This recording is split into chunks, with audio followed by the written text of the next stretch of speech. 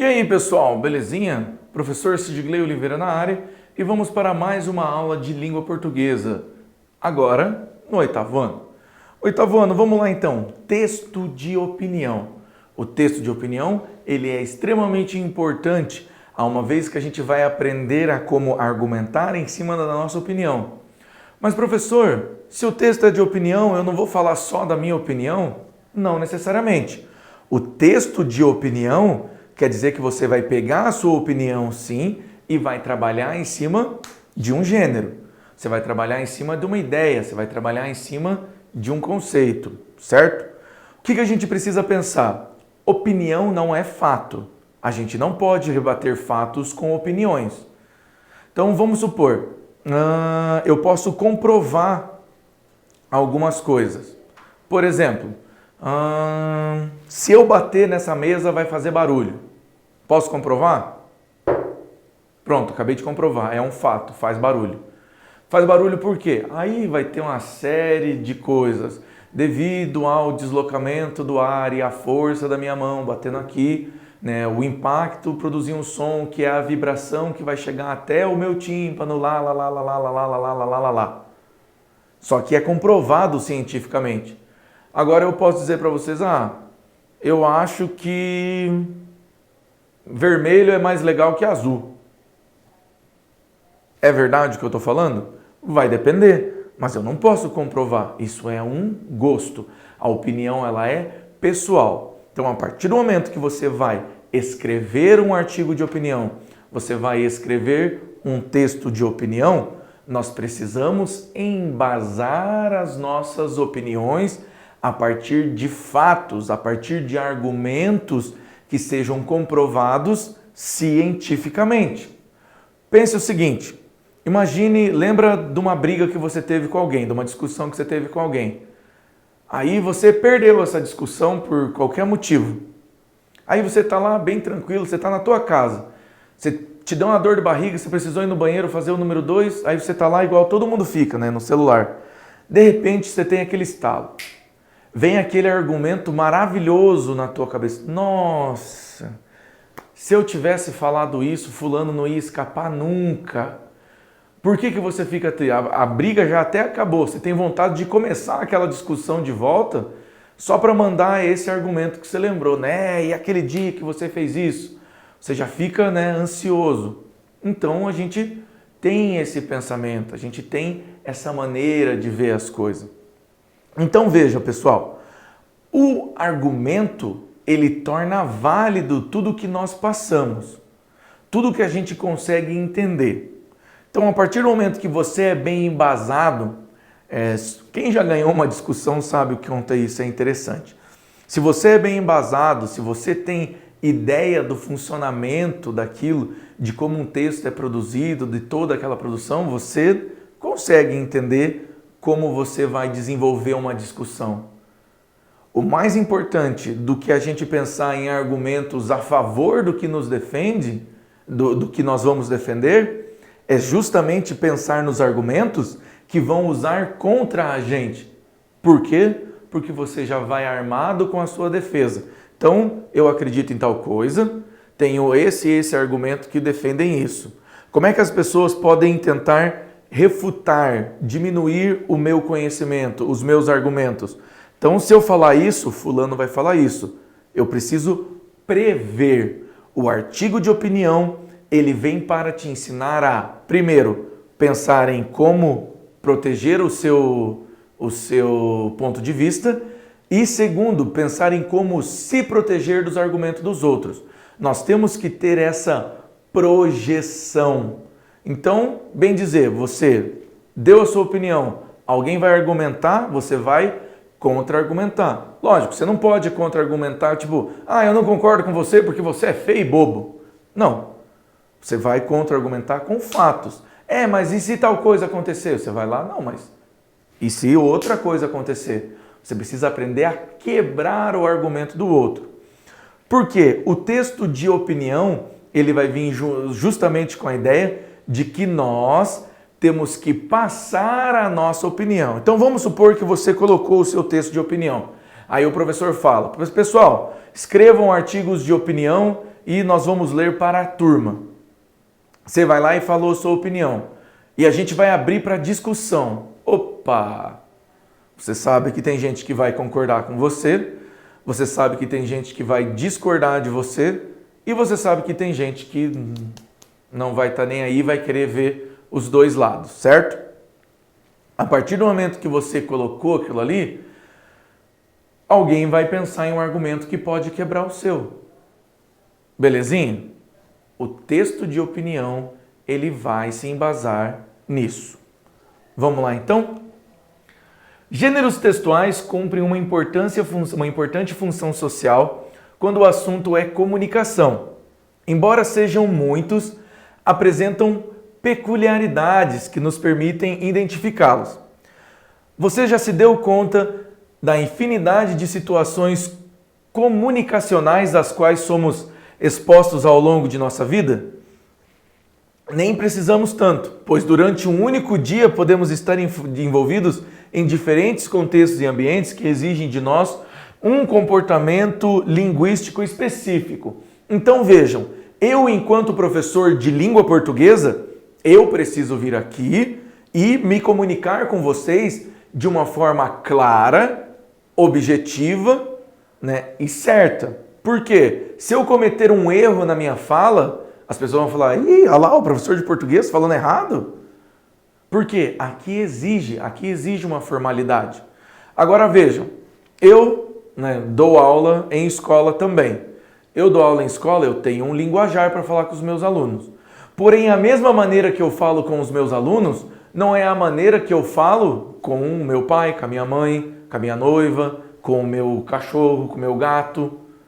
Então, com vocês, eu não chego e falo, cadê o meu gatinho fofinho? Oh, meu Deus. Eu não falo assim com vocês. Por quê? Porque não faz parte do linguajar. Vocês passam pela mesma coisa. Vocês, quando vocês estão no colégio, vocês conversam de uma maneira completamente diferente da maneira que vocês conversam com os seus pais.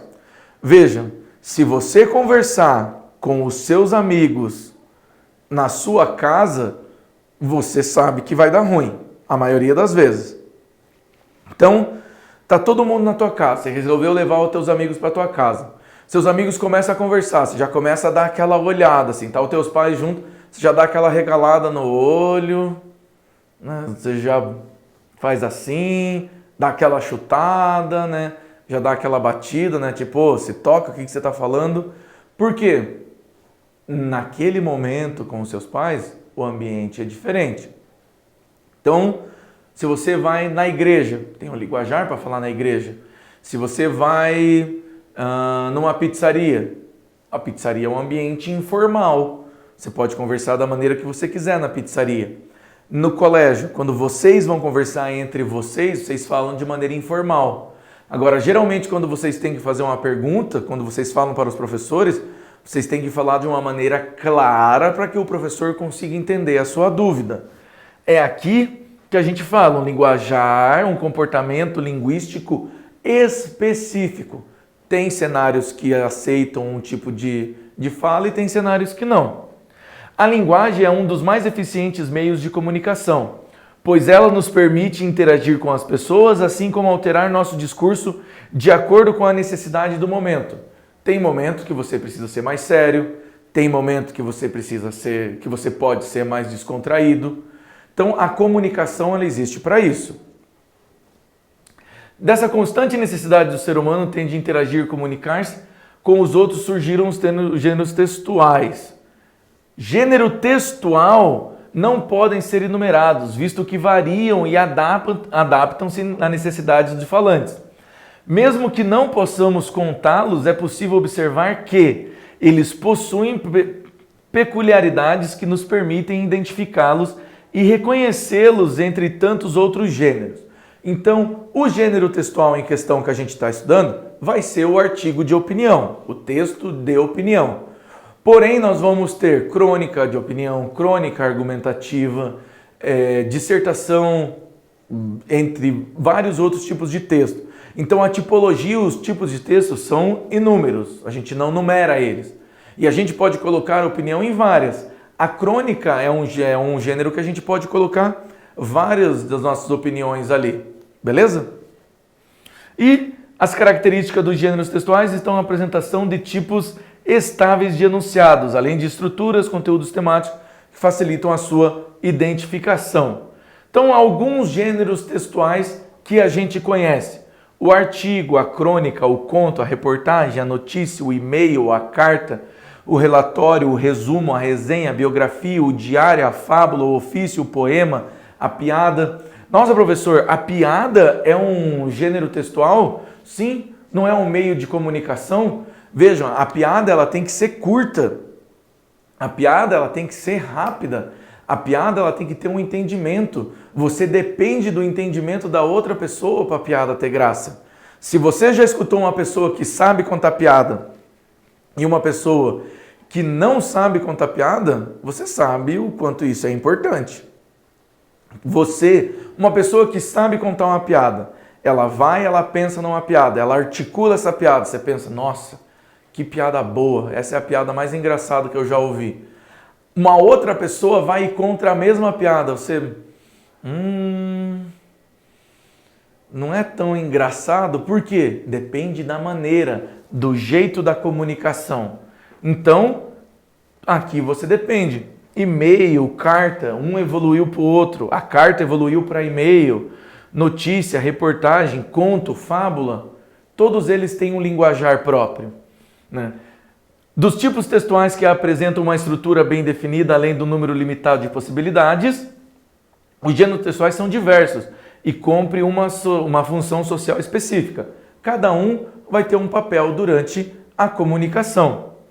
Como exemplo dessa evolução, temos a carta, que ela evoluiu, a carta com o passar do tempo. As pessoas não mandam mais carta, escrever uma carta física, colocar no envelope e mandar para alguém. Não, hoje em dia você manda um e-mail, hoje em dia você manda um WhatsApp, hoje em dia você tem N maneiras de comunicação, certo? E com o exemplo dessa evolução temos a carta, que a tecnologia transformou ela em e-mail. Os gêneros são utilizados, os falantes estão inseridos em alguma situação comunicativa, ainda que inconscientemente selecionamos um gênero que melhor se adapta àquilo que desejamos, transmitir aos interlocutores, sempre com a intenção de obter algum efeito. Então, por exemplo, você cometeu um deslize na escola, você foi chamado, você vai pedir desculpas. Você pode escrever um texto pedindo desculpa, você pode escrever um e-mail pedindo desculpa. Você pode fazer um artigo de opinião falando, eu errei por causa disso. É a maneira que você vai escolher de se comunicar.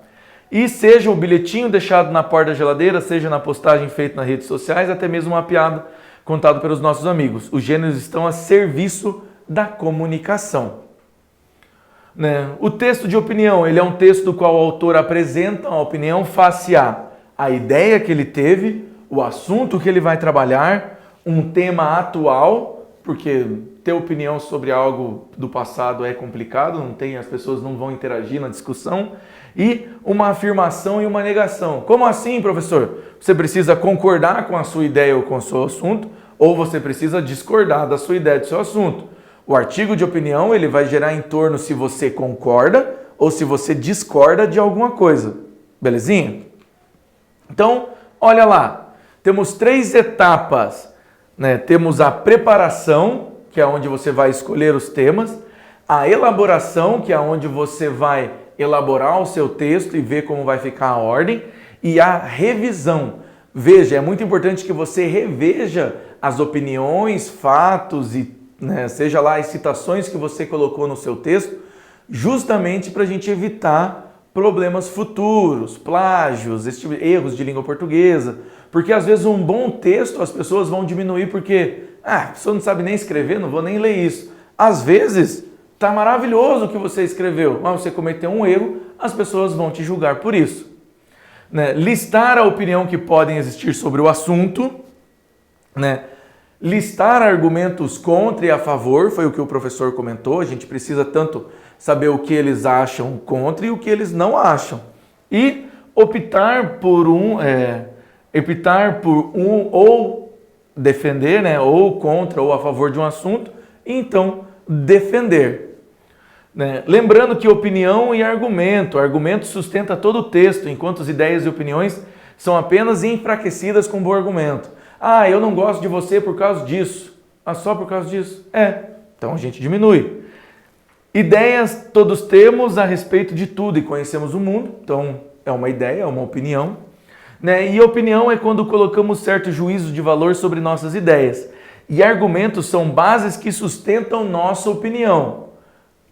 Opinião, ideia. O argumento sustenta ele. Né? Uma opinião sem bons argumentos pode ser derrubada facilmente. Então a gente já sabe que o nosso texto, para ele ficar rico, nós precisamos fazer argumentação. Somente com uma argumentação forte, bem montada, que a gente vai conseguir chegar, né, a um acordo em um determinado assunto de provar ou não um tema. Beleza? Então, pessoal, muito obrigado e até a próxima.